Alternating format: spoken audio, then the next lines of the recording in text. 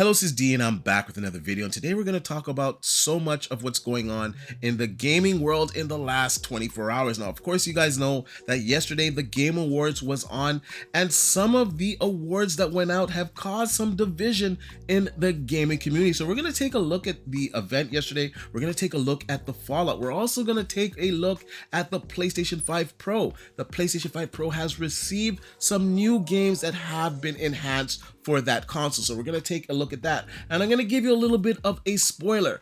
Black Myth Wukong is one of those games. We're also going to discuss another Xbox exclusive making its way to the PlayStation 5. So we're going to talk about this and so much more. But let's first start off with the Game Awards. Now, yesterday's Game Awards show ran about 4 hours. I did stream it on my channel and it was pretty long, but I gotta be honest, the show was actually good. I wasn't really too bored. In previous years, there would be some moments where I would kind of fall asleep and it would kind of, I don't know, just the pacing wasn't that great. This year, the pacing was really good. Now, they showed a bunch of new games, and we're gonna go through some of those games.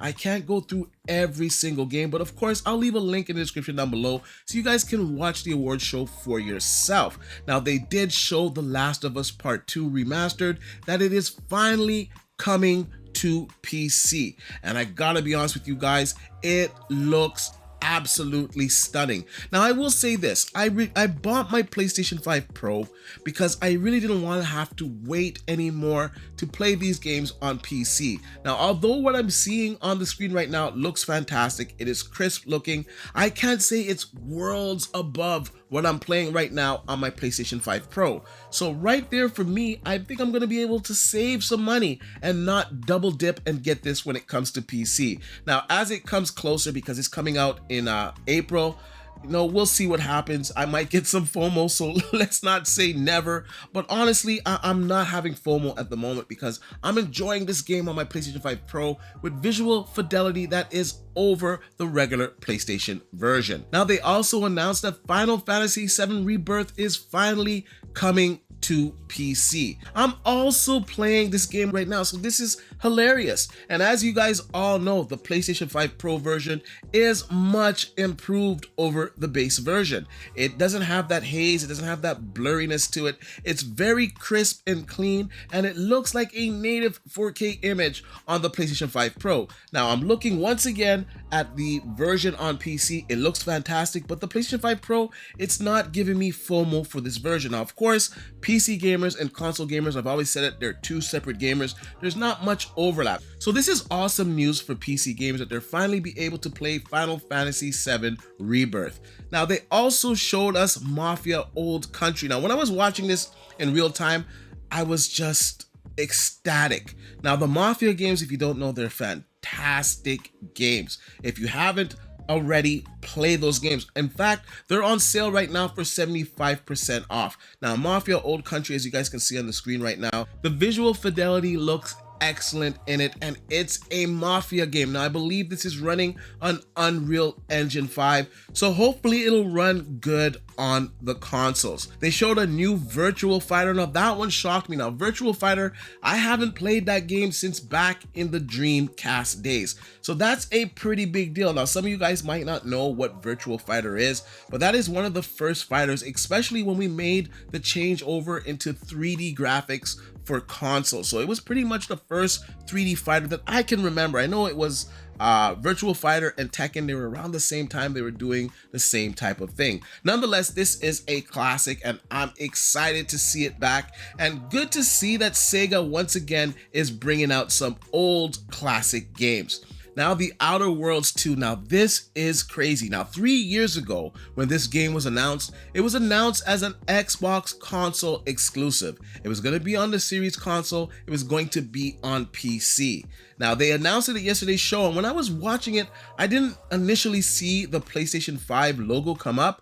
I don't know if I just missed it or just wasn't in the trailer, but I went onto X and everybody was talking about how it's coming to the PlayStation 5.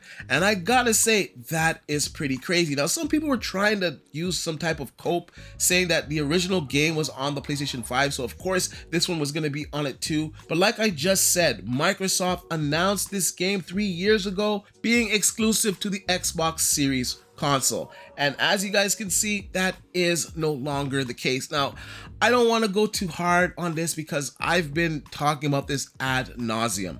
But once again, it's just proving that Microsoft exclusives are coming to PlayStation 5, and I'm gonna be honest with you guys, they're going to continue to come. We're hearing that the next games up are going to be Forza Horizon 5 and Starfield. Now, a lot of people were thinking that Starfield might get announced yesterday, and I kind of joked around that maybe it would get an announcement, but it didn't really turn out that way. To be honest with you guys, yesterday's event really didn't turn out too well for Microsoft in general. Now, Borderlands 4, it got an official first look. Now, I was watching it at the beginning, I was saying, oh, this is pre-rendered stuff. I actually want to see what it looks like in-game. And they gave us some in-engine looks of the game, and I gotta be honest with you guys, it looked fantastic. It's definitely an upgrade over Borderlands 3, and I traditionally don't like these cell shaded games, to be honest with you guys, but this game, the art style and just the detail, it looked fantastic, and I think it's going to be a hit just like the previous Borderlands. Now, they also showed The Witcher 4, and this is where the weirdness started to happen on social media. Now, The Witcher 4 is going to be starring Ciri, and a lot of people are upset that she is the protagonist. Now, I gotta be honest with you guys, I don't have a problem with Ciri being the protagonist in this game. I don't have a problem with the way the game looks. I think the game looks fantastic. I don't have a problem with the way that Ciri looks. Now, I've seen some of these weird grifters that post on social media anytime a woman lead is in a game. They always say that it's woke or it's a DEI hire. Now, sometimes it might be the case. I'll say maybe 2% of the time they might have a point, but the majority of the time they do not have a point. There is nothing wrong with the way that Ciri looks. It's just unbelievable. I don't want to give these guys any more attention than they're already getting, but it's absolutely ridiculous. Ciri looks fantastic in this game. The Witcher 4 looks amazing, and I'm sure that it will do well. All of you guys out there pushing this stupid narrative, give it a rest. At least let it have a shred of credibility to it. What you guys are claiming on this game is simply not true.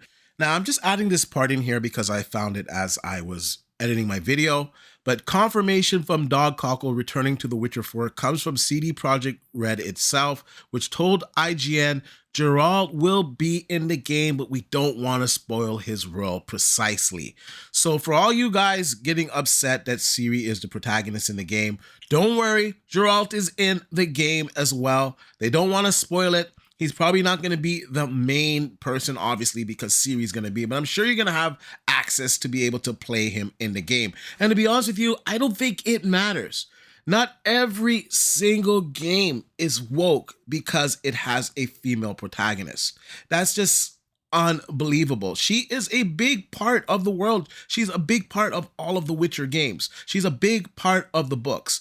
Once again, these guys, they're just grifts. I think these guys, they're virgins. I don't think they've ever seen a real female in real life. I think they look at some of these anime pictures and these anime video game characters, which is fine. There's nothing wrong with those characters, but those don't represent girls in real life at all. So I don't even know what these guys are talking about. It's unbelievable. I don't look at my video game characters in any type of sexual way that are female. Like, it's just, what? It's a video game character. Like, what are we doing here? Now, there are some instances like Fable where I will say that the lead character or the character that they showed in that game, she did look kind of ugly. And I don't think it was appropriate for that game. I don't think she needed to look like that. They could have made her look a lot better. She's not an ogre, so why did they make her so ugly in that game? That game, maybe I can understand. But the other 100 games that they announce that have a female protagonist or a female character in, because she's not half naked, the game is woke. Like, what are we doing here? That's just absolutely ridiculous. Stop giving these people any type of clout.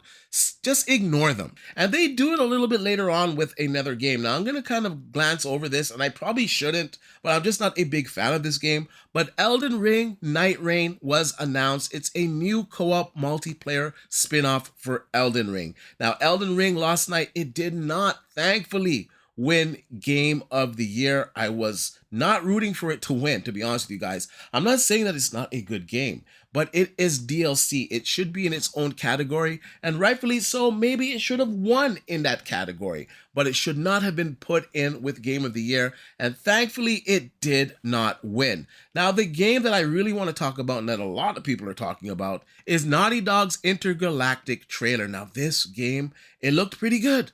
I thought it looked fantastic. It looked sharp. It looked detailed. I could see ray tracing in there. It was just a good rendition, and it's Naughty Dog. So once we know that it's Naughty Dog, we know that the game is going to be fantastic. And once again, these knuckleheads came out of the woodworks saying that this game is woke. Now, I just don't understand it. You've seen maybe about 2 minutes, 3 minutes of the trailer, and you've already decided it's woke because her head is shaven. Like, it's unbelievable. First of all, this game takes place in the future. I don't know if you've played Cyberpunk. I don't know if you've watched futuristic movies, but people tend to look a lot different than what they look like in current modern day. A lot of them have shaved heads, or, tattoos on their heads, or, I don't know, cybernetic parts on their head. Like, what are we doing here? Like, every game that has a female protagonist doesn't mean that it is woke. It's absolutely ridiculous. And I have no doubts that Naughty Dog is going to make a fantastic game with Intergalactic. Now, I have to report on the news, so I have to report on everything that is going on. Now, when they did put this on their YouTube channel, they deactivated the comments. And I understand why they deactivated their comments, because there are a bunch of grifts out there that go after games like this and try to kill them on the idea that they are woke. Now, there's nothing that I saw in this trailer that indicated that the game is woke. I don't know, if a female has a bald head in a game, that doesn't mean that the game is woke. It's just unbelievable. But apart from that, the show was fantastic. I thought that they showed a lot of stuff. I'm really interested in some of these games that are coming out, and next year looks to be really, really stacked. Now, let's go on to some of the Game of the Year winners, and then we're going to move on to the PlayStation 5 Pro stuff. Now, let's go over some of the winners from last night's show. Now, Senua's Saga, Hellblade 2, Melina Jurgens, I think that's how you say her name, she won for Best Performance in Hellblade. So that was an excellent win. Hellblade got a win, and I think that that game deserved to be nominated for Best Art Direction, because I truly believe it had the best graphics of any game that came out this year. Now, the game as a whole, I don't think it deserved to be in the Game of the Year category. I just don't think there was enough to the game to kind of earn that nomination, but the graphics definitely did deserve to be nominated. I think the soundtrack deserved to be nominated, and I think her performance deserved to be nominated, because she is playing a schizophrenic person, and all the voices, especially if you were listening to this with 3D audio sound headphones, it was just fantastic. So I think overall it was a well-deserved win. Now, Final Fantasy Rebirth won for Best Score Soundtrack. Balatro won for Best Debut for an Indie Game. Astrobot won Best Action Adventure. And I think I'm okay with that, to be honest with you, because that game was just fantastic. It's such a great platformer. Now, Baldur's Gate 3 won Best Community Support. Tekken 8 won Best Fighting Game. Astrobot won Best Family Game. Now, this one was kind of a shocker, because it was in the same category as Mario, the latest Mario Brothers game. And this is really Nintendo's category. Let's just be honest here, because they always make the best family games. And Astrobot winning here was a bit of a shocker for me, but at the same time, I think it was well deserved. Now, Astrobot, I played with my son, so I have to concur. It is a fantastic family game. Now, audio design, Senua's Saga Hellblade 2 won, and once again, well deserved. Now, I'm kind of going to skip over some of them because there was a lot of games that were in there, like Metaphor won Fantasio, it won Best Art Direction, it won Best Role-Playing Game. Black Myth Wukong did win Best Action Game, so that was a big win for Black Myth Wukong. And if you've played this game, you already know what I'm talking about. This game is fantastic. It is difficult. It will kick your ass. But when you get past that level or that boss, you feel like you've accomplished something. It's such a great feeling. And Black Myth Wukong, just the overall art design, the characters, just everything about the game, I truly love it. Now, best anticipated game, no surprise, it went to Grand Theft Auto. Now, this one was a shocker for many people here. Helldivers 2 beat out Call of Duty to win Best Multiplayer Game. And I gotta be honest, this is a huge win for Sony. Sony is not known for its multiplayer. To be honest with you, I rarely play multiplayer games on Sony's platform. I play them on my PC, and before I was playing them on my Xbox console. So for them to have such a hit in Helldivers 2 and to win the Multiplayer Game of the Year award is a pretty big thing. Astrobot won once again for Best Game Direction. Helldivers 2 won for Best Ongoing Game. Now, I thought that Fortnite would probably win this. I was really surprised that Helldivers 2 kind of won this. You guys let me know what you think about that in the comment section down below, because I don't know, Best Ongoing Game, I would have to give it to Fortnite. Now, let's just jump up to the big one that you guys all want to hear about, and that is Astrobot winning Game of the Year. Now, my personal Game of the Year is Black Myth Wukong, but I'm not mad at Astrobot for winning that award because it's my runner-up. In fact, they're kind of interchangeable. They're so close in the way that I view and score them and the way that I just have enjoyment playing those games. They're both fantastic games. Now, Astrobot, my son and I played all the time, and we've gotten this real kind of bond, and it's over Astrobot. Like, he progressed in gaming. This is his first game that he wants to platinum it. He wants to get everything in this game, and it's just a fun game. Haters are going to say what they're going to say because it's not on their platform. They don't have access to the game. They're just going to throw shade at it. But I guarantee you, if Astrobot was on the Xbox platform, if Astrobot was on the PC, these guys would be playing the game and they would be giving it its kudos. And I gotta say that the shade is pretty much coming from like Xbox gamers that are upset about Astrobot. Now, I don't think that's very constructive criticism. I think if you want some constructive criticism, you should be asking Xbox, why are you not releasing platformers the caliber of Astrobot on your platform? And Xbox, they have access to a lot of platformers. They have Crash Bandicoot. They have Banjo. They have Conquer. Like, what are we doing here? Why are you not releasing platformers? Platformers will always have a place in gaming. I know that maybe in the past they weren't as well received, but make a good game that's as good as Astrobot, and gamers will play it. Now, I've always said this, a good game will get played. Now, sometimes it does fall between the cracks, but you still gotta put the effort in, and I just don't feel like Xbox is putting the effort in to making a truly great platformer or just a Game of the Year candidate. Now, I think next year probably going to be a better year for Xbox. Some more games are going to come out, and I gotta be honest, for the Xbox fans, it would be good to see at least a game get nominated for Game of the Year. There's also a set of gamers that like Black Myth Wukong and feel that it should have won, and like I said, it was my choice for Game of the Year, but at the same time, I'm not mad at Astrobot. Now, let's go over to the PlayStation 5 Pro and updates that are coming to certain games. Now, Black Myth Wukong is getting a PlayStation 5 Pro patch. It adds 120 hertz modes,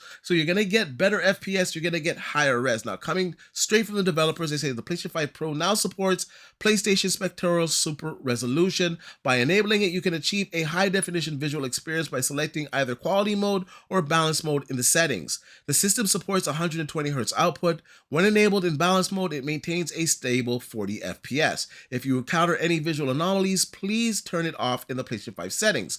Various scenes and boss fights have been optimized for better game performance. The stability and frame rates and visual clarity in both balance mode and quality mode have been enhanced. The input response speed has been improved in performance mode.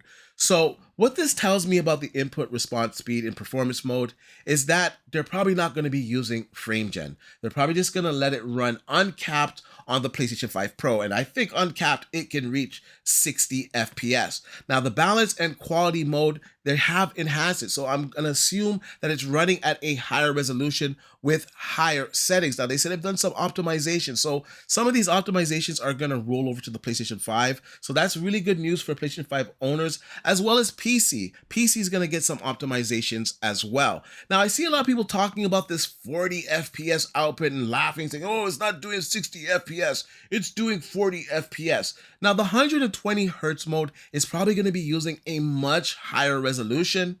If you have a VRR screen, running it at 40 FPS is very smooth. So if they can do that without any drops, that's also a very good result. But they're going to have a better quality mode on the system that gives you 60 FPS. And I'm going to assume with very little to no frame gen. Maybe the balance mode is what doesn't have frame gen and the performance mode, and maybe the quality mode has frame gen. Nonetheless, the PlayStation 5 Pro is going to run it at a higher frame rate period because the GPU is more performant than the regular PlayStation 5. So if it's running it, say, I don't know, at 45, 50 FPS, and they apply some frame gen on and you get 60 FPS, that's a good resolve. If they're running it and it's running at 60 FPS without frame gen, and then you add frame gen and you're getting 80 FPS with higher visual fidelity and a higher resolution, that is a win. Now this is coming out tomorrow, so it's coming out on the 14th. It might be the time that you're watching this video.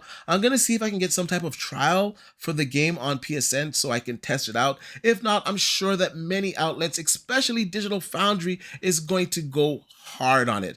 Now we also got some information on Space Marines 2. Now Gaming Tech, he did a video on this, and I gotta be honest with you guys, he does some fantastic work. I'll leave a link for his stuff in the description down below so you guys can check it out for yourself. And he's been testing a lot of PlayStation 5 Pro games. Now he found this game to be running at a higher resolution. He found the image quality to be better, and he found that this game was not having any PSSR artifacts. Now he went on to say that it might be using a new version of PSSR. Now we've heard some developers already talk about PSSR, that different iterations are out there that are better than the one that is out now. Now some of the issues that we're having with PSSR is because this is new technology and they're using like the first iteration of it. Now there are better versions that are out right now, but according to the developers, you need to have the latest SDK. And some of these games, they just couldn't do it in time. And that's why we're having some issues with PSSR in games.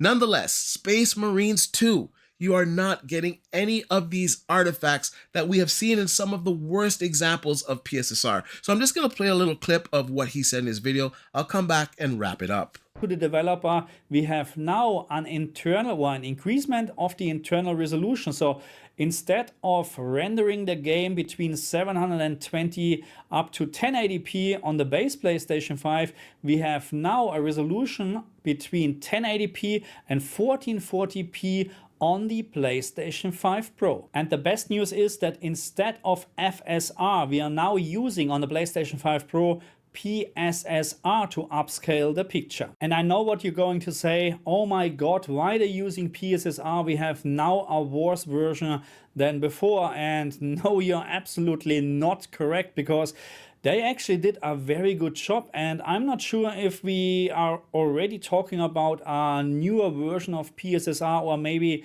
the engine is more PSSR friendly, let's say it like this, because I have the feeling this is one of the best implementations what I have seen so far. So usually when we have PSSR in use, there's a lot of noise or grain in the picture. So this is what I experienced during all my testing with different PlayStation 5 Pro games. But here, it is actually very hard to spot any additional noise in the picture. So it's almost clean. It's perfect actually almost. So in my opinion, there's no doubt about that PSSR is just working very, very well, especially in motion. When you play the game with PSSR on the PlayStation 5 Pro, the whole game is just cleaner, looks sharper, and yeah, it's in general a little bit clearer in my opinion. So it looks like also that the contrast, even with the same brightness, contrast, and picture settings in general, the picture looks a little bit better to me. If this is an effect of PSSR, or maybe they changed something in terms of how the picture looks like on a PlayStation 5 Pro, I don't know. I can just tell you the PlayStation 5 Pro version is, in my opinion, the better one. This game requires VRR to have a good experience.